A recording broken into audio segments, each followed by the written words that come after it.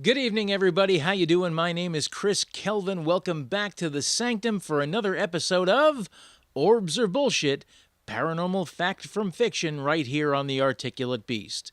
Today, we're going to start a series. That's right, a 6-part series, this being part number 1, on the different types of hauntings that you might encounter as a paranormal investigator. We're going to run down the list, and we're going to focus on today's topic, which is the residual haunting, right here on Orbs or Bullshit. So don't go away.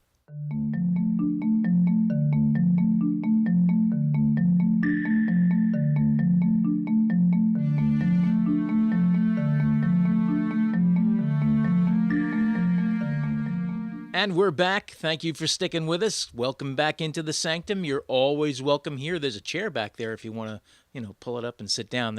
You got one? That's cool. Just get comfortable, kick back, get a nice cup of tea, and let's begin. Because we have 6 different types of hauntings to talk about.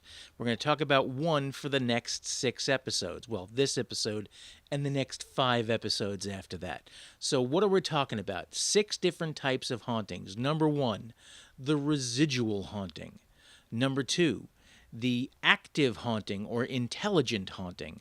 Number 3, poltergeists, of course, those noisy spirits. Number 4, demons. And I know I've already said about demons, but we're going to explain why demons aren't demons.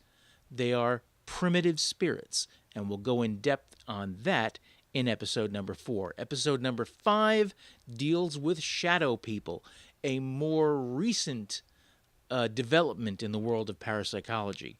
And number 6, time slips. Yes, time slips can be confused for a different kind of haunting. So we're going to go into those as well. That's what we're going to look at. And today we're going to look at residual hauntings. So what are the points that we have to look at to determine if a haunting is a residual haunting? Well, I think the most important would be the repetitive nature of the haunting. The actions in the haunting recur over and over again under specific conditions or at specific times of year, and they never vary. They might happen a day or two apart, or at abnormal times, but the haunting itself never changes. Also, the haunting is not intelligent. It doesn't interact with people or things around it. A good example of a situation like that, a gentleman was digging out the basement of a pub in England, and while he was doing so, he was alone down there in the basement. A number of Roman legionnaires came walking through the basement and then straight through the wall and into the ether. Now, what's that about? Because according to this gentleman, they were only chest high coming up out of the floor. Well, a little investigation and a little archaeology proved that below that pub was a Roman road. So if you dug down to the correct depth and found that Roman road, you would see the legionnaires walking through at full height. That's the differentiation of a residual haunting. It is just an event in time that has been recorded by the environment and repeated at different times under specific conditions. Now, these haunting events might stay fairly frequent. You might see them on a regular basis.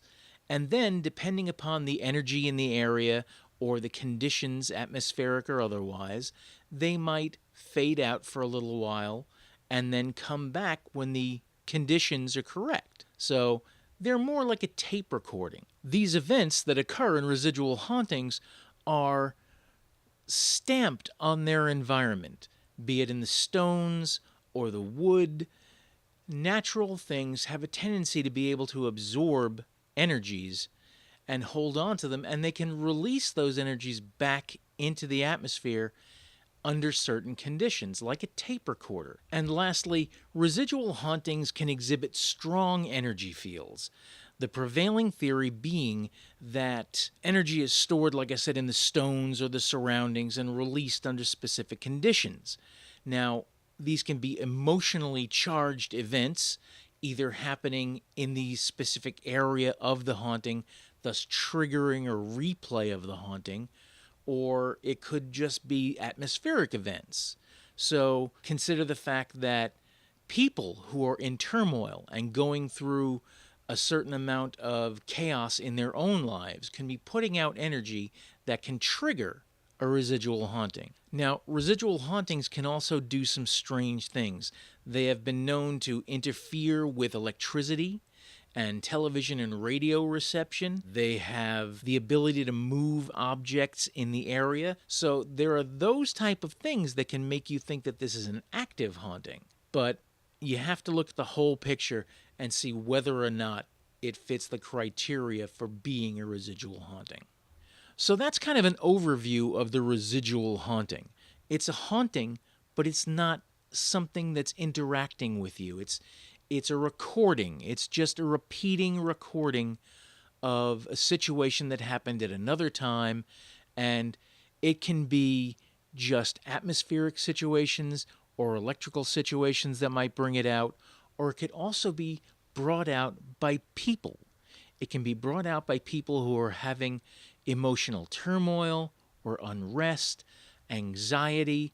It can be any sort of strong emotion can bring out this sort of situation. So when you're looking at a particular haunting, really try and run down these points and see whether or not you're dealing with an active haunting that you might be able to take care of in some way, or understand that what you have is a residual haunting.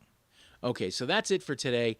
Next week, we're going to do the intelligent or active haunting, and that will be a very interesting episode because it's a very broad-ranging topic. Before I go, there is something I want to start doing. I want to start recommending books to you on parapsychology and ghosts and things like that. And I want to recommend some books that will help you become a better paranormal investigator. Now, the book I'm going to have up today, this is ESP, Hauntings and Poltergeists by Lloyd Auerbach. It's a parapsychologist's handbook. It's a bit on the old side. I'm sure you can still find it online, maybe on Amazon or some other thing like Abe Books or something like that. This book is a treasure trove of information brought to you from a scientific point of view. And one of the best things that this book has, it's in the back here, is a series of surveys, a series of questions designed for the investigator to ask the people, the subjects in a situation, so that they can better determine whether or not the haunting is a situation that's actually going on, that it might be something that is being brought out by emotional effects and turmoil in the home. It could be a number of things, but these questions will help you get good, clear answers and help you correlate your data that much better. It's really important. Once again, ESP, Hauntings and Poltergeists, a parapsychologist handbook by Lloyd Auerbach. If you know anything about parapsychology, if you know anything about ghost hunting, you know Lloyd Auerbach's name. He is a trusted individual. I've interviewed him before on the radio. It was a great hour, and maybe at some point I'll put that interview up just so you can get a good listen to that. So that's it for this week. It's been a great episode. I really hope you enjoyed it. I hope you learned something. I hope it gave you some clarification, and we will move on to intelligent or active hauntings next week, right here on Orbs or Bullshit on the Articulate Beast. I'm your host, Chris Kelvin, saying if you like the video, please give it a thumbs up and subscribe if you want to keep watching. Also, you want to comment, you want to talk about this, please leave a comment down below. I will always be happy to open a discourse with anyone, as long as it is a rational and reasoned discourse. Okay? Well, that's it for me for this week. Thank you very much for tuning in. Really appreciate it. See you next time.